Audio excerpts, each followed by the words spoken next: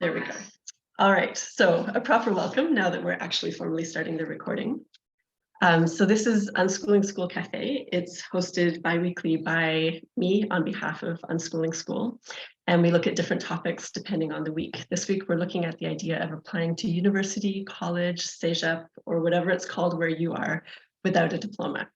So these may be people who are coming from a pure unschooling background, more of a homeschooling background, or some kind of hybrid where they've been in school a bit, home a bit, but they don't have a diploma. So today I'm going to share some of my thoughts about it. We also have Mackenzie here, who has gone through that route. He also has two siblings who've gone through that route, and he's going to share his story, and he'll probably also be able to touch on their stories as well.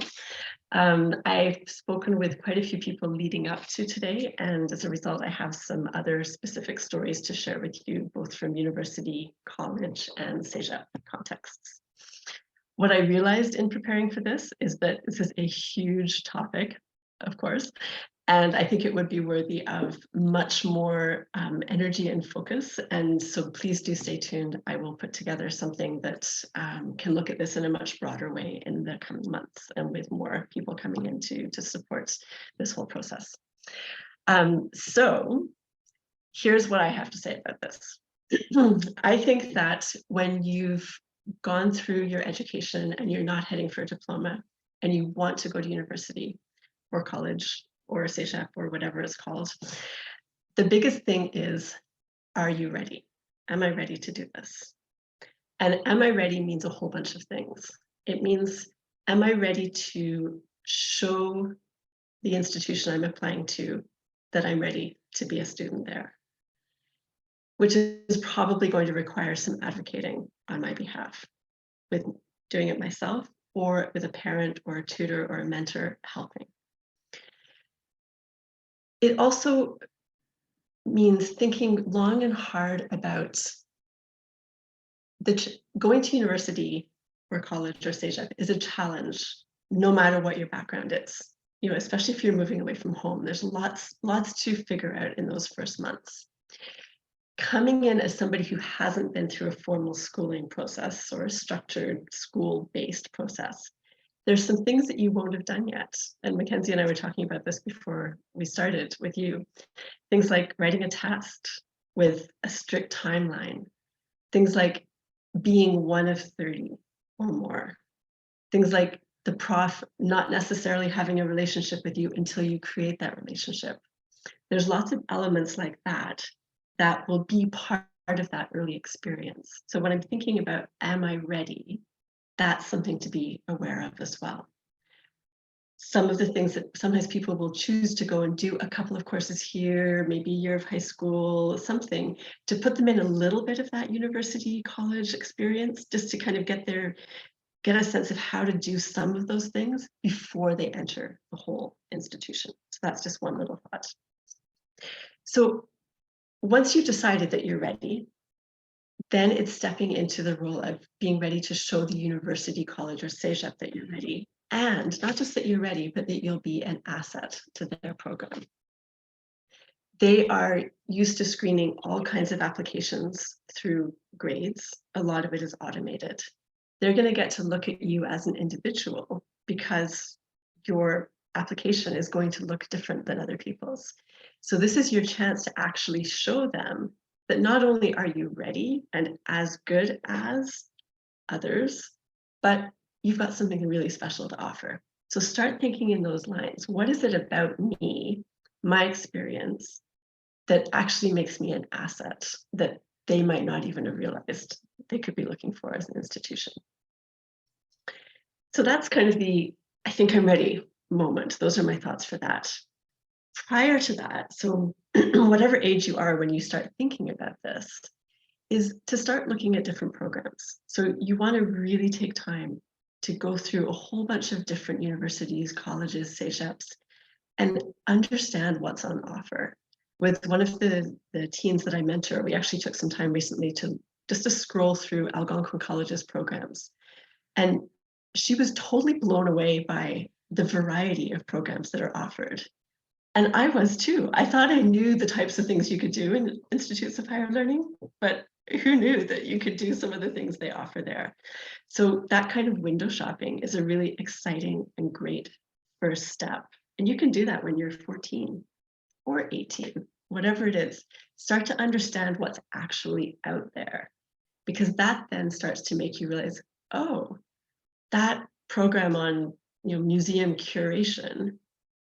I love museums. I've been going to museums since I was 5 years old. And I got to do it way more often than other people because I wasn't in school the whole time. Oh, that then becomes something that you want to highlight in your application, because for that particular program, that's going to stand out for them. So it's that kind of sort of creative, just starting to look at it a little bit. Also understand what the values and the dynamic and the kind of way of being is of the institutions that you're looking at. If you're looking at a university and everything is very rigid and strict, and you've come from a very unrigid and unstrict background, maybe you're ready for that rigidity and that strictness and you want that. But if it's kind of feeling like, then maybe that's just not the right place for you. And that's okay, there's lots of options. So I think that's something as well, as you're starting to look at programs, try to get a bit of a feeling of the vibe of the institution that's offering those programs. Then you want to start looking at the requirements. And that's a really interesting process. It can be a process that makes you go, oh, awesome, I just have to do this, and then I can make my application. Or you might look at it and say, they want this and this and this, and I don't have any of that, and it's going to take me 3 years to get it. And oh my gosh, this was a big mistake, this whole not getting a high school diploma thing. So you start looking at those requirements, but keep a bit of an objective distance, because those requirements, to me, represent what the university thinks they need you to do to show them if you're ready or not. So if you think about it like that, this is just what they think I need to do to show them I'm ready.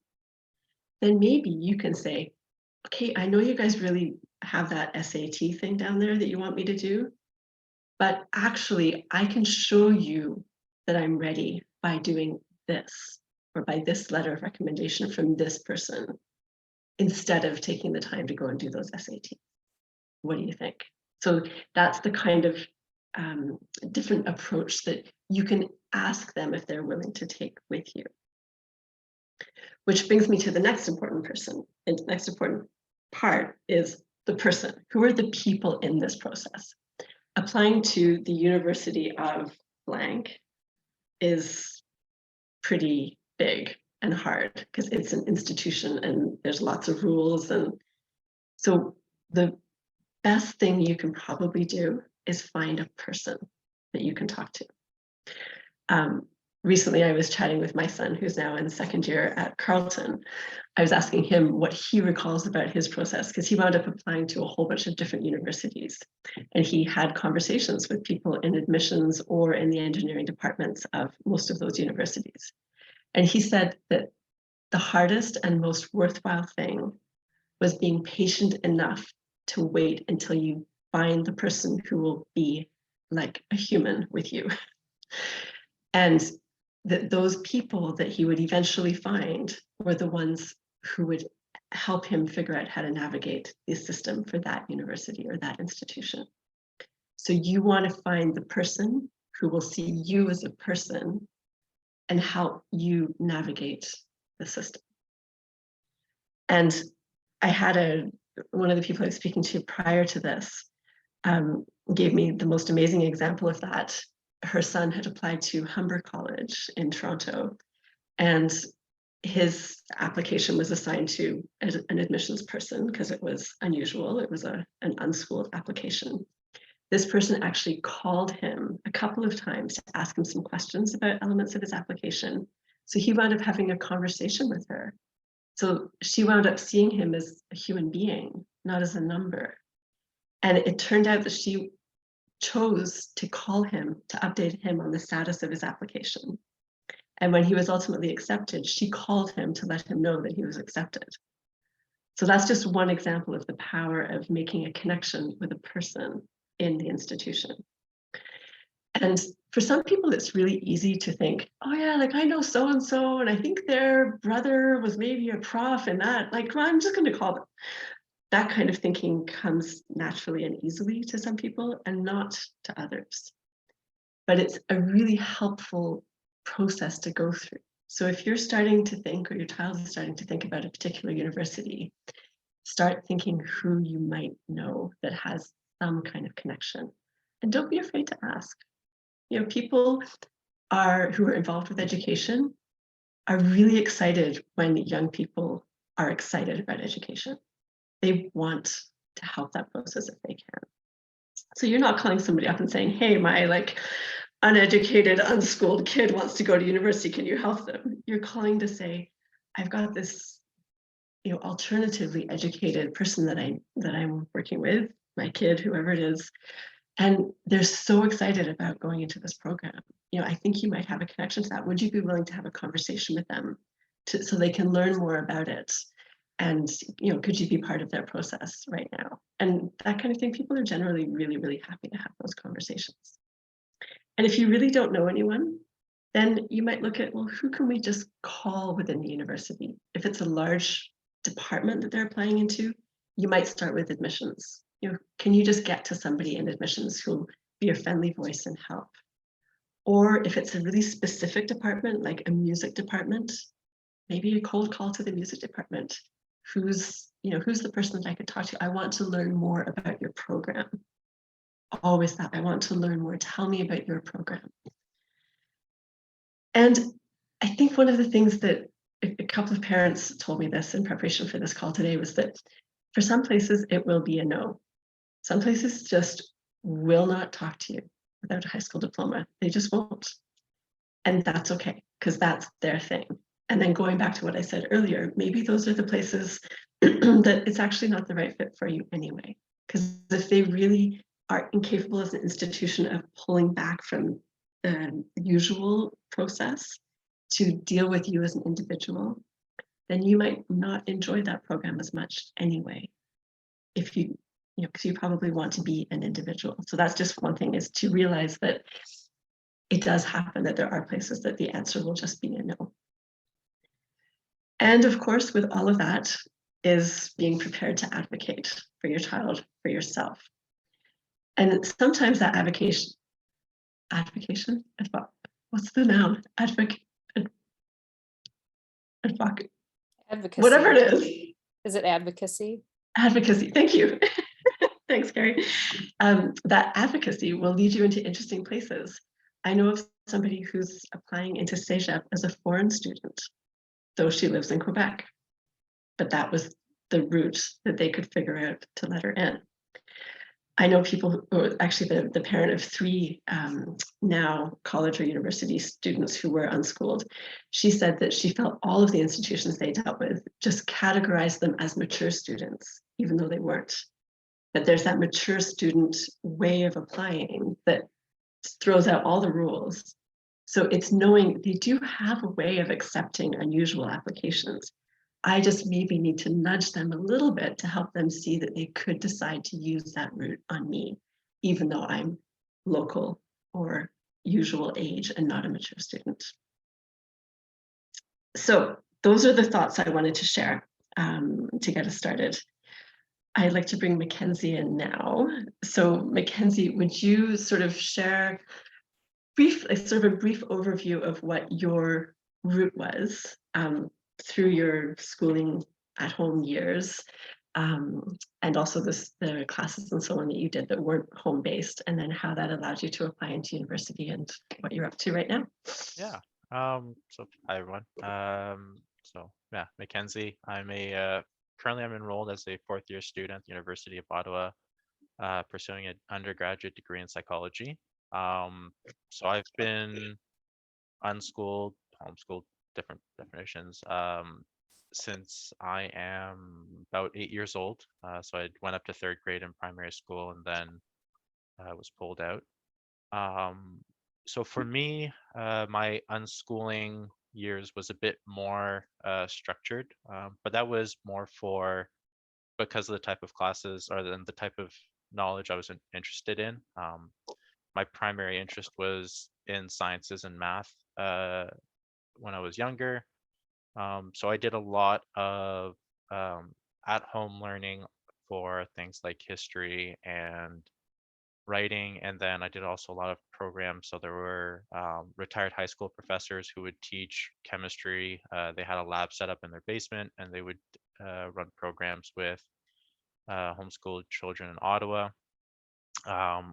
But I think he also taught biology.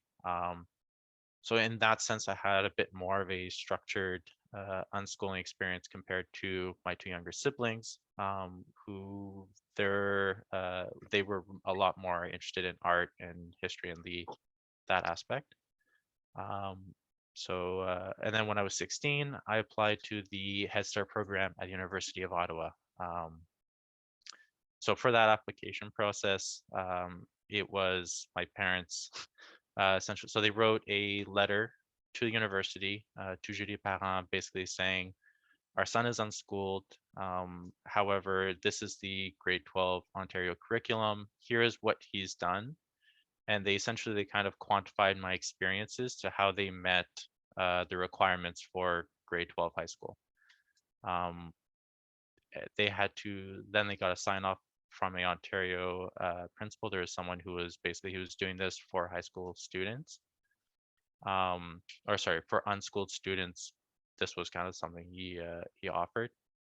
And then I started taking classes through the Head Start program. My experience is that at that point, the University of Ottawa specifically, they like homeschoolers. This is something that they're very open about, and this is kind of the route that they suggested for me to get in. I took a bit of a non-standard route. So 16, I took my first class. Fall of when I was 17, I had a personal kind of work experience that left me with some problems. So I had to take a sabbatical, I guess you could call it. And then when I came back, I enrolled as a special student, took a few more classes. And once I had the minimum they recommend is the two classes that you take through the Head Start program. I had taken a few more when I went to apply. And then essentially what we did is I arranged for a meeting with Julie Parent, who is the head of admissions at University of Ottawa, kind of what Stephanie had said about making that human connection. So I walked in to her office with kind of an attestation of why I had taken that break, as well as with my school records. And essentially what the University of Ottawa did is they took those classes and they used them as my high school grades. So if the minimum requirement for the admittance into psychology, which is what I wanted to do, was a B, they used the grades I received in those classes as essentially my high school grade, my high school average in the sense of admittance. At that point, so for me, I didn't actually submit a proper application to join the program. Julie Parent, she really advocated for me because my parents had been emailing with her constantly. I'd spoken with her on the phone, and I'd also met with her in private. So what she did, she basically took those grades, said this meets the requirement, and she just put me in the program without me having to submit an application. My two younger sisters had a similar experience. They just took two classes with the Head Start program, and then did that same process of the email Julie Parent, said, who used those two grades as their class average essentially for high school, and went, what program would you like to join? Perfect. And so that was our process. And that was for also the University of Ottawa. I do know that different universities that I looked at had different processes and way of handling it, but yeah. Thank you, Mackenzie. That's really helpful to understand that. And I think the idea of Head Start and how that works and having Julie Parent it's something that the University of Ottawa does really, really well. I know a lot of people who, are Julie Perrin is their hero because she's just made it easy for them. Yeah. And the nice thing about UOttawa is it's a bilingual institution, so that's an option available to both French and English speaking students. And I would guess still, I don't know this, but I'm guessing that there are enough online first year classes that you could perhaps use that route no matter where you live. Yeah. The States So- would be a different situation, but certainly for Canada, you would be able to use UOttawa. Yeah, so I do know I have a couple of friends who they registered with University of Ottawa because it was easier their admittance program was easier. And then from there, they transferred over. For that standpoint though, so my younger sister, for clarification, my family lives in Quebec. She did try to go that route to transfer to Concordia. She was living in Montreal at the time during COVID. The only issue that she had was because she had gone straight into university and she hadn't bothered with CEGEP, she didn't have a student number. Most universities, and I have friends who have gone to Alberta, they've gone like quite across Canada after they've transferred from University of Ottawa. The Quebec university system, they will ask for your high school or CEGEP student ID number, even though you're a student in a university already. They still want that transcript, and that was a hiccup for her. So if someone's planning in Quebec and they are planning on going to, or they're planning on going to a Quebec university and they just want to transfer over, that'd be my recommendation is to kind of maybe go through the CEGEP process first. So I can add into that just by saying that I think now it's going to be much easier to get a student number as a home unschooler in Quebec. There are many more requirements of homeschoolers than when you were that age, Mackenzie. So I think it probably wouldn't be as difficult to get it. And I think even if it was a family that wasn't associated with the school board and therefore didn't have a school number, a student number, I think that you could probably even sign up for like one course in adult high school just to get the number and like drop. I don't know. I'm sure you could figure that one out. Yeah, there are there are definitely solutions. I remember Katie looked into this. I think it was the first year of COVID, so it's been a few years. And that was it. She went, there are options. It's just because it was COVID and a lot of things were kind of shut down. It was a bit more difficult for her. Yeah. So Therese, I'm not sure how to pronounce your name, but you're asking, so if a Quebec child did Sec 1 and Sec 2, they're okay. From that perspective of having a student number, yes. Is it literally just having a separate from grades? So I don't want to answer that, maybe just because I don't know, but I think it's an example of the kind of like seemingly silly little thing that can become a big block, which I think, when you come up against that kind of thing, looking at those creative ways around it, can I register for one class in adult high school and then drop it, but I've got my number. And as I said, it may be a different situation now anyway. Mackenzie was saying that it was different then during COVID. And yes, so Joanna, you're asking about the Head Start program, and it's interesting. I would have confidently said, yes, I can tell you all about it, but about 20 minutes before this call, I had a call with somebody which made me realize I don't think I do understand it properly. So I can share what I know, Mackenzie can share what he knows, but before doing that, I want to link that to what Carrie was mentioning earlier about the dual enrollment. So in the States, there's this option to be a high school student and a college / university student, which we don't really have formally here. We don't call it dual enrollment.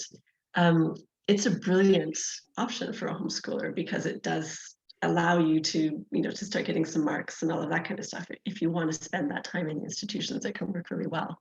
But I do want to point out that a very common route into university from non-Quebec students is to just go to a local college. In Ottawa, there's Algonquin College, there's Humber College, whatever, to go to a college and just sign up for a couple of classes.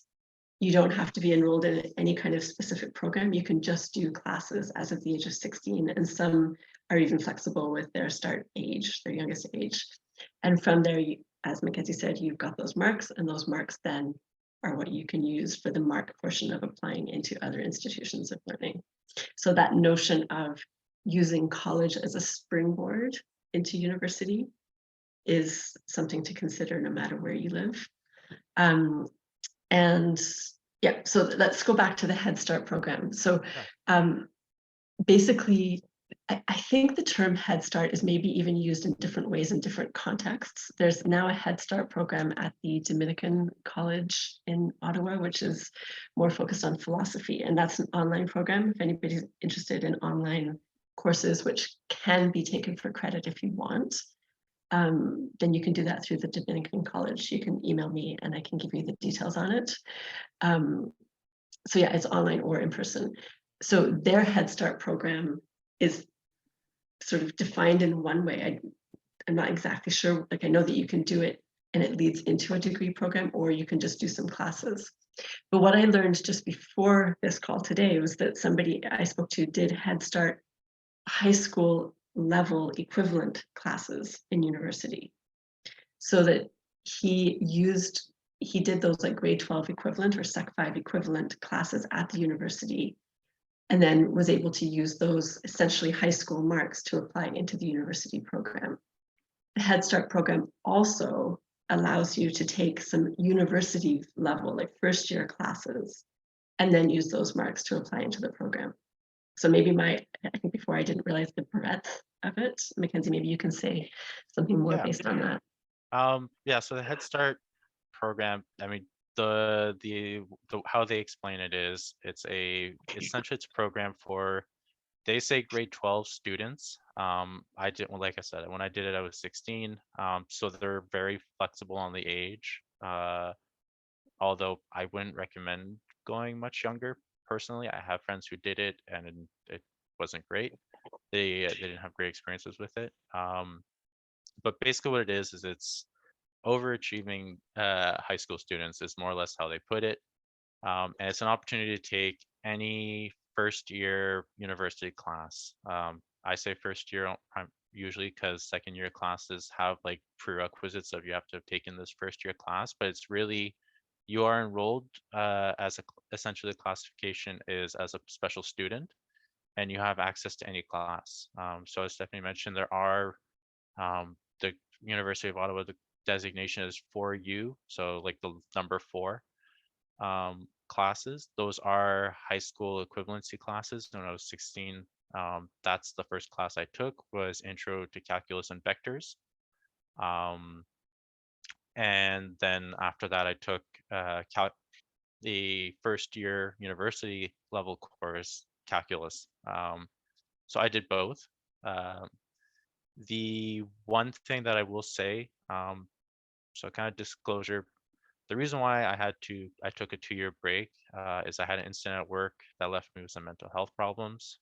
As a result of that, I actually failed one of my Head Start classes. So my experience when I reapplied is after you're a Head Start student, you can continue to take classes as a special student. So that you're basically in the system and you can just continue to take classes. The only difference is that the Head Start program, it's a significantly cheaper price. So it's $150 per class and you can only take 2 classes with the program.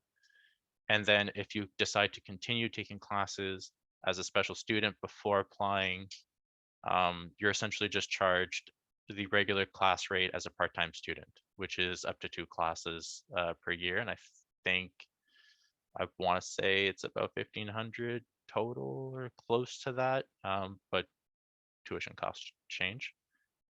One thing I will say about the 4U level classes is that when I did go to talk to Julie Parent, because part of what I'd done as a special student was retake the classes I had failed as kind of proof that I was better.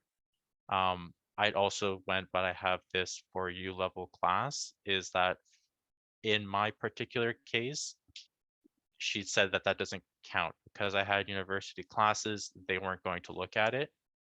I unfortunately I can't say if that's the case for all the 4U level classes or if it was just because of my particular scenario, because I had university level classes that they didn't want to mix and match. But that is definitely something to, if you have a child who's doing the Head Start program and they are looking at the classes, that is something to confirm with whoever your admissions officer is. And usually if you're doing the Head Start program, you'll have like a specific person who you've been in contact with, and it's something that I would recommend talking to them about. Yeah, I think that makes a lot of sense. And I think that's generally a good idea as well, is to have that person that's your person within the system that you can then continue a relationship with for anything else that kind of comes up like that. What I'm going to do is, as I mentioned, I spoke with a number of people leading up to this, so I do have a couple of other sort of specific stories that I'd like to share with you. And then, at any time, just jump in with questions if you have them. So the person that I spoke with who applied into CEGEP as a foreign student, this is quite miraculous, because those of you who are in Quebec will know how difficult it is to get into CEGEP as a non-diploma'ed student. So she was very much an unschooler, and she really just was able to connect with the director of the CEGEP on the phone, had a couple of conversations even in person, and then they finally agreed for her to prepare a portfolio and an audition for the program that she wanted to go into. So that was, I don't know whether it was the student's idea, that whether she said to them, look, if I was a foreign student, this is how you would look at my application. Could you please do that for me? I'm not sure whether she brought that idea forward to them, but they were able at some point to engage with her on that idea. She's still in process, so she's not actually accepted in yet. But the fact that she's been able to apply is something very miraculous based on my experience. So that's something, it's that idea of what are some creative ways that you can show them that they could choose to consider you. An email conversation with Mia, who's Mackenzie's youngest sister, she also talked about so one of the things that she did when she was 16 and 17 was take a certificate course with the University of Alberta's Coursera program. So Coursera is sort of a sorting, well, it's a way of taking university courses from around the world as a non-student. You can choose to take them as, you can just audit them, or you can actually take them for credit. Some of them are pre-recorded, some of them you might be able to access the actual class. It really depends on how it's set up. But this particular one gave her an official grade and a certificate, and she used those as part of her application into UOttawa. She also took a course called World Beyond War, NGO, which was again a certificate course, and she asked them to give her a numeric grade based on a grading system that she supplied them with. So there's another really creative process. And Mackenzie and Mia's mom is very good at thinking of all those kinds of things. So really they're often looking for grades. Like if you can find a way to get a grade. Another client that I have right now, I've connected her with somebody who, there's a new sort of online school kind of thing based out of Ottawa called Rise Academy, R.I.S.E. And what the person who runs that was able to do is design a grade 12 English exam for this unschooled person to take. So she just took it before Christmas, took the exam, had some conversations with the owner of this business, who is qualified as a principal in Ontario. And so now this girl has been able to use the marks she got on that exam to say that she has that, essentially has that credit, and here's her mark, and here's some comments from the principal of this online school. So again, that's somebody that I'm happy to put people in touch with. I'll just put the name into the chat of this school. So it's Rise Academy. And so I'm the owner of that, and I are starting conversations around how we can set things up to easily help people without diplomas have the all important marks. And that what Mackenzie mentioned, that like official person saying this person is ready, this person is at the level. How do we help people to get that without having to actually sit all the way through high school? So that was what I wanted to pull out of Mia's story. And so again, another person, this also UOttawa, because I live close to UOttawa, these are some of the stories that I know. He also started in the Head Start program, but in that case, he was doing high school level classes. But he also used letters of recommendations from teachers of classes that he'd taken at an unschooling center, a center for self-directed learning. The teacher that taught the biology class that he took, he asked her to write a letter of recommendation, and that letter of recommendation was accepted as part of his application. So again, showing like somebody who knows what they're talking about, saying this person is ready. And another mom who has 3 boys who are now in university or college, she said that another, if you don't mind writing tests and you don't mind preparing for tests, a fairly easy way of giving them what they want, showing them that you're ready for it, is to do some kind of standard tests. So you can do the SATs. They take quite a bit of preparation. There's a cost involved. You have to make sure, she said you have to make sure you do the general SAT and any of the specific subjects. But her kids all did the AccuPlacer tests, which were mostly accepted by the places they applied to. And they found those to be more sort of easier to work with and less obtrusive, I guess, to do. Because there's really anybody can get themselves ready to go to university by deciding to take 4 years to do a whole bunch of classes and write a bunch of exams. But the question really comes, well, if you don't want to spend 4 years of your adolescence really focusing on jumping through all those hoops, how do you still show that you're ready to go to university? So that AccuPlacer or other standardized tests can be a way of doing that. And then what my son wound up doing was he decided to go to school for a grade 12 year. He had a process to apply into the school, really, even though it was a public high school. They needed to be convinced that he was ready to step into grade 12 classes. And so we had prepared what we called a transcript of self-directed learning. And it was, English, what has he done? And it wasn't just that he had done, had he done classes? It was, how can we show that he's ready to go into a grade 12 English class? It was a short sample of his writing, something like a mom that had taught a small little group. They did a novel study together. She wrote saying, I've worked with Oliver and yes, he's of level to do this.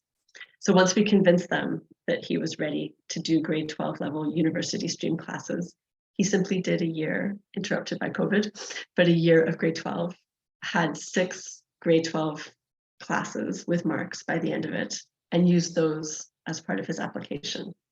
So he didn't have a diploma. He still had to apply as a non-diploma'ed, like homeschooler, but he had 6 marks, which made it that much easier for them to recognize that he was ready. So I want to really open it up to your questions at this point. We've talked through kind of what I see as the general approach, or I guess maybe the mindset that can be helpful for this process. Mackenzie shared his specifics and some of the specifics of his sisters, and I've shared a couple of other stories there as well. So please feel free to ask questions or make any comments for the last 15 or so minutes of our cafe today. I'll open the floor to you. Go ahead, Carrie. Thank you so much. This is really great. So what would be the first step? Is it getting an AccuPlacer? Is it, I'm just those little incremental steps. That's where I'm I get the big picture, but it, like I said earlier, I'm overwhelmed by all of it. And so I'm so what would be my first 1, 2, 3 steps? So I would say first step is to, trying to think how to say this. This is it's like a tiny point of a huge concept. Forgive me, I'm going to seem like I'm totally off track right now. When our children are born, we hold them in our arms, and they are 100% dependent on us. When they're Mackenzie's age, they're 100% independent, maybe 99.98% independent. And getting from one end of that spectrum to the other is a process. So at the point at which your non-diploma'ed teenager is getting ready to apply to university or college or CEGEP, the more independent and ready to advocate for themselves and initiating it themselves they can be. I don't want to say the better, because it's not black and white, but it really is them now. This is their journey moving forward. And as homeschooling parents, we've had like all the responsibility for figuring out their education, or if they've been pulled out of school, like it's all been us making those decisions and holding space and hoping it's going to be okay and making sure and all of that. So I think that's the first thing, is just to realize that as part of this process, we want to help them or allow them, if they're already wanting that responsibility, or that if they're already showing that drive, notice how much you've accepted that it's them now and how much you might be getting in the way. And I speak from personal experience. So whatever you think they should do, just start asking yourself the questions of, okay, what are they saying? Like, how do I, instead of saying, you should look at this and this and this because you like that and that and that, how do you rephrase that as a question, an invitation to them? So that's one thing I would say. And a very practical reason that I'm saying that is from experiences that both with my son and then witnessing other clients. The more the teen themselves can be the one to call the university to ask the questions, the more the university finds easy to engage. If it's always mom, then they're much less likely to engage. So that's sort of a general idea leading to a very specific piece of advice. So I would say that's number one. And then number two is, where are they at right now? Do they know, like, I want to be a museum curator and that's it? So that's what you go shopping for? Or are they like, I just know I want to go to university because I just want to? Then that's a different place. And then that probably becomes, okay, well, why don't we make, depending on what your life is like now, why don't we make it a regular thing to start looking through the programs that are offered by different universities? Let's start getting excited, go shopping for university programs. And then as those ideas, like as you go through that process, they're going to start to go like, oh yeah, like, oh, and just that starting to look will instigate other processes in their head. So they're going to start going, oh, I'm kind of interested in like engineering. Oh, and like, there's an interesting program at that university. Oh, what would it actually be like to go and live in that place? And then they just start thinking about things they haven't thought about before. So the overwhelm, I think, is partly because it is a huge thing. But like so much of life, once you take that first step and the next step, the path starts to become clear. If you're on the edge of a forest and somebody tells you you have to get to the other side, that's pretty overwhelming. But once you start following a path, even if there's a bunch of different paths that go off it, it's less overwhelming. It's not just like trees. So I think trusting that process will start to unfold. And it's a beautiful time as parents, because you start realizing that you can step back, that it is actually your child's journey. And you're there, of course, to help them. But it is up to you as well to let go right now. As they're right now, I know your kids aren't all about to apply to university. Like at that point, it is about what can we let go of and how do we let go to allow them space to choose their own path at that point. Does that help? For sure. Yeah, there's so many specifics. I feel like you know, I know that you do like one-on-one coaching or whatever. And so like, I feel like I'm going to get into the weeds if I start asking more like specific questions, but like, I think, you know, that's what I've been looking for her and for me is to have a guide. And so I'm like, just, yeah, that's it, just a guide. And so I feel like, you know, I've found that, you know, here with you and just already listening to you, Mac, that's super helpful to hear, you know, your experiences and yeah, just to feel like I'm not just kind of like alone out in the middle of the ocean going, what the heck is all this stuff here, you know? So yeah. So I'll put my email address in the chat. You're welcome to contact me. Perfect. And what I'm supposed to do is have the email link to sign up for the newsletter conveniently handy, so I can put that in the chat as well. I don't have it yet, but I'll see if I can find that next time somebody's talking. I'll go and just find that. Thanks. Because we do have a newsletter kind of reminder mailing list that you can sign up for the cafe. And that way, whenever we do something that's, you know, a bigger version of this, you'll hear about that as well as any other cafes that are coming up. So hopefully that will allow you to get down into the weeds and get those questions and get the support that you need on that, because it's hard. Like even doing this work, when my son's first letter of acceptance came through, I was so relieved. I can't tell you how relieved I was, because no matter how much I knew that it was possible and I knew lots of people, and I was still scared to death that he was not going to get in and I would have screwed him up for life. I completely understand. Yeah. Thank you. Go ahead, Mindy. Oh, you're muted. Yeah, okay. Yeah, going back to like just a specific question about your son doing grade 12. This is very specific, but if someone does grade 12, do they then finish grade 12 and use all those grades and then go to university, like apply the following year? Do they then skip a year? Do you know what I mean? Like, because I assume you're not getting grades that early when you're just starting grade 12. So when you're a student in high school, what they do is they look at your grade 11 marks and the first half of your grade 12 marks. Right. So he actually, let me think. But he didn't have grade 11 marks. That's what I was. But so you know what, he's actually an exception in that. Sorry, this isn't helpful for you at all, because he knew he was going to take a gap year. So he didn't actually apply until he had all of his grade 12 marks.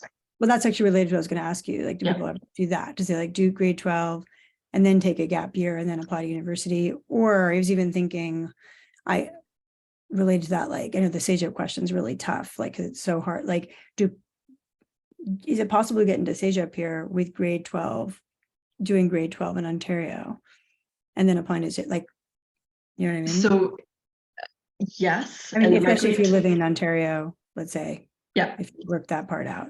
So I believe the answer to that is yes. And Marguerite, am I correct in thinking that your eldest was potentially going to do that, but then there was a course that he was missing? I'm remembering something about that. Yeah, what he did is he was in high school in Ontario until grade 11. He did that too. Then he stopped, and then he thought with grade 11 he can go into SAGEP in Quebec, and we live in Quebec. And then they said, no, you need one extra, I think it was one extra grade 12 chemistry course and he did that online. And but then life took over, so it took him longer. And then in the end, he thought, I'm not going to go to SAGEP. I'm going to do more grade 12 courses. And then in the end, he's still thinking of going to university, but skipping SAGEP. But they did say, yeah, with that, but that was only one grade 12 subject. But of course, he had all of grade until grade 11 in Ontario. So that was a little bit of a different scene. He was not a homeschooler, so. Yeah. But I think what that shows, and thank you for that, Marguerite, I think what it shows is that, you know, if you have marks from Ontario, then you will be able to talk to the SAGEPs. So I think they get that you might not have a diploma from Ontario, but that you've got marks. So I think that, you know, and that could even be a question, just to call up a couple of SAGEPs and say, you know, if my child has 6 grade 12 classes or 3 grade 11 and 3 grade 12, will you be able to process a standard application from her? How would that look? Mm-hmm. I mean, because I don't think, because I assume the younger grades from younger grades don't count. Like sec 1 and 2, they'd be like, who cares? Because you're just too young. at that point, I would imagine. Yeah. Yes and no. Again, so I have a client right now who's applying, and she was in school until grade 9, and then she's been a self-directed learner since then. She's including her grade 9 marks as part of her summary of like alternative learning because they're excellent marks. So she's using those, and she's grounding it in the idea that I'm including these marks, even though they're from grade 9, to show you that this is what I'm capable of in a school context. And there's nothing to suggest that I wouldn't have continued with those kinds of marks. And then she has that backed up by comments from a couple of her teachers from that grade 9 year. So I think, again, it's the recognizing they like marks. So if you've got a way of showing them marks, like help them to see why those marks are worth looking at. We probably have time for one more question. And as I said, actually, what I will say while you think of the last question is that I'm always open to hearing suggestions from the group on future topics. It seems to be that the topics that are suggested by the groups are obviously the ones that have the most traction. So if there's, if you think afterwards of something coming out of this that you'd like us to explore in another cafe, we could absolutely do that. And yeah, are there other questions specifically on this topic now?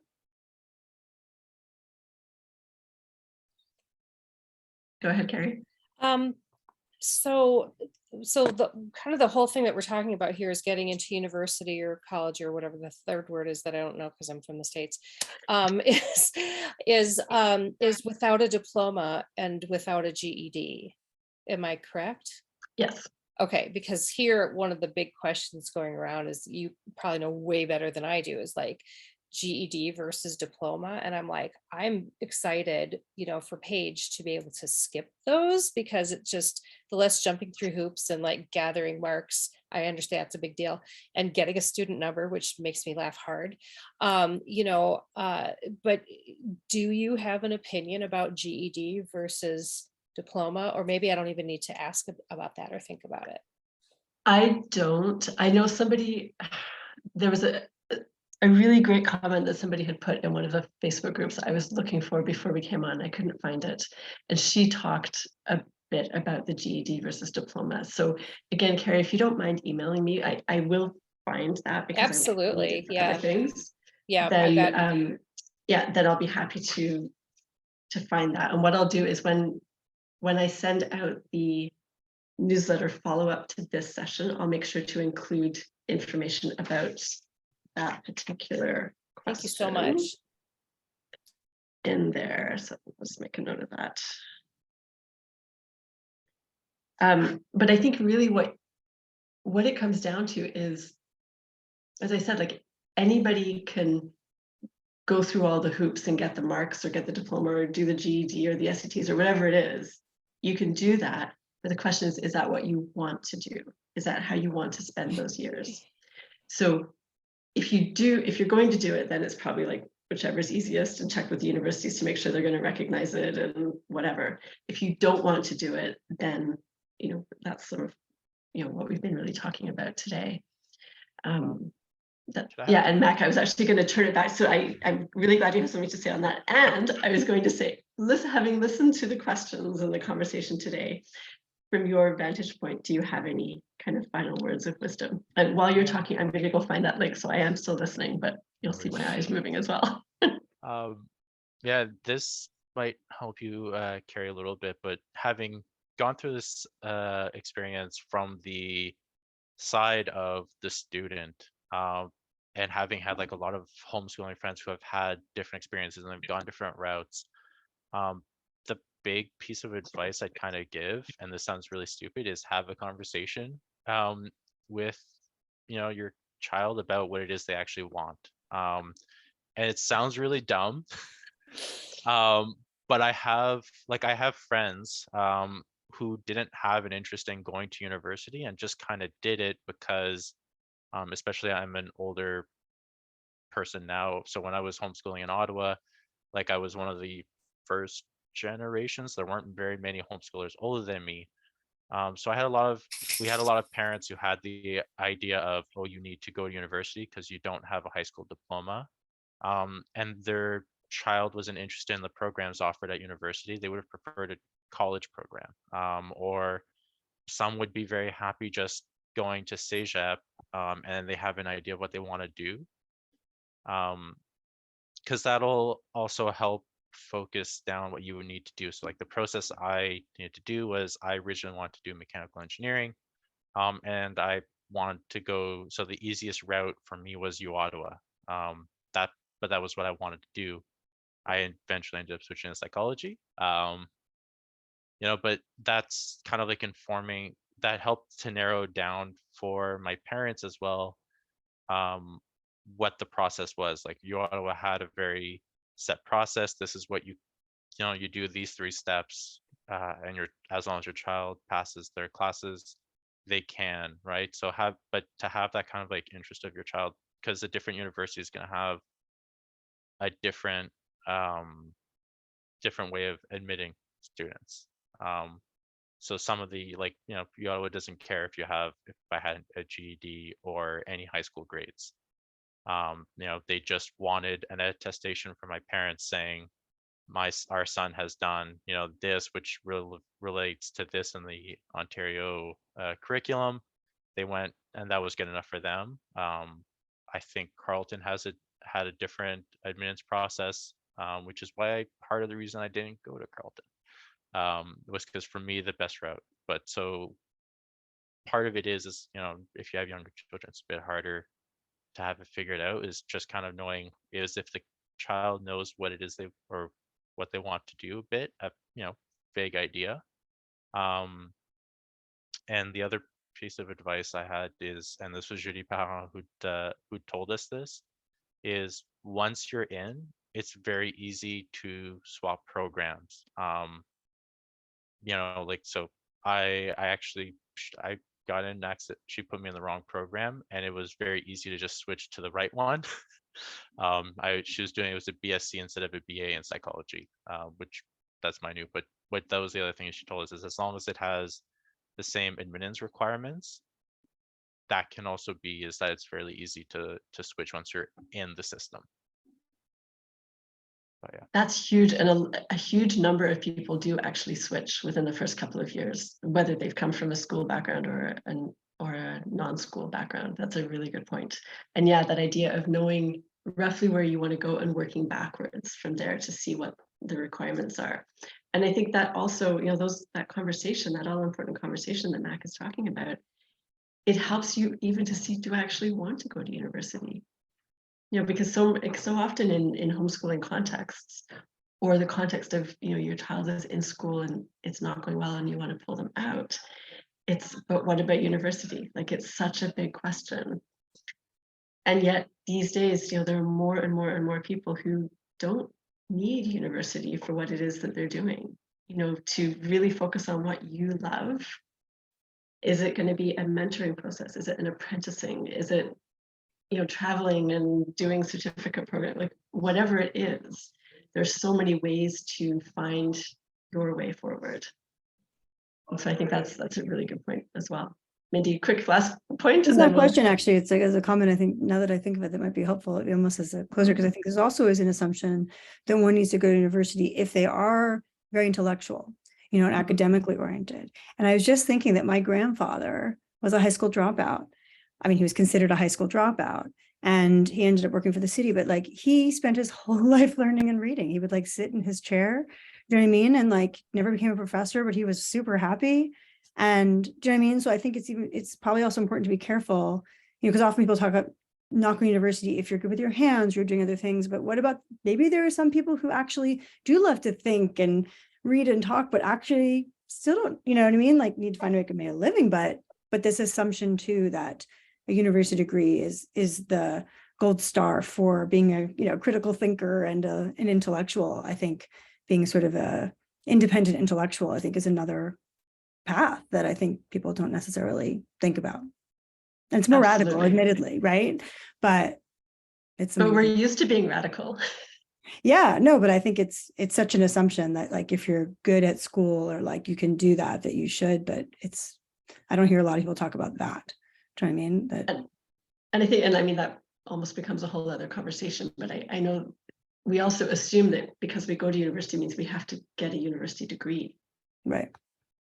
You know, it's also fine to go to university with the attitude that I'm just going to go and like wallow in this wonderfulness of learning and see how it feels. I don't know if I want to get a degree or not. I just want to go and be there and see what I think. And then you can start thinking about where you go from there. And so Mackenzie's point about it almost, it's not as important which program you are admitted into, because if you're really looking for the experience, then, you know, maybe moderating which program you apply to is a way of making sure you get that experience. There's lots of, I think there's, maybe to sum it up, it's this, like, there's so much creativity that can be brought to this process of applying into the institutions. And that's kind of a non-obvious way of thinking about it. But this idea of taking a creative approach and really keeping, you know, allowing the team to keep themselves first and their interests and, you know, what it is they want out of this experience. So I put the link to sign up for the newsletter in the chat. So you can just click on it directly from there if you're not already part of that. And that will give you the access to the recording. And also it will include any of the links that were shared. We'll put those into the newsletter, and it'll also let you know whatever's coming up in the cafe. So thank you so much for your time today. Mackenzie, I can't thank you enough for being here as the voice of the youth. I know that when I was the parent of, you know, 4-year-old Oliver, and I heard some really big kids who were like 16 and 17 talk about a non-standard school journey, it made all the difference for me. So I'm sure that you had that impact on people today, and anybody who's watching the recording later. So thank you so much. Okay, everybody, enjoy the rest of your day. Thank you. Bye. Thank you. Bye-bye. Bye, everyone.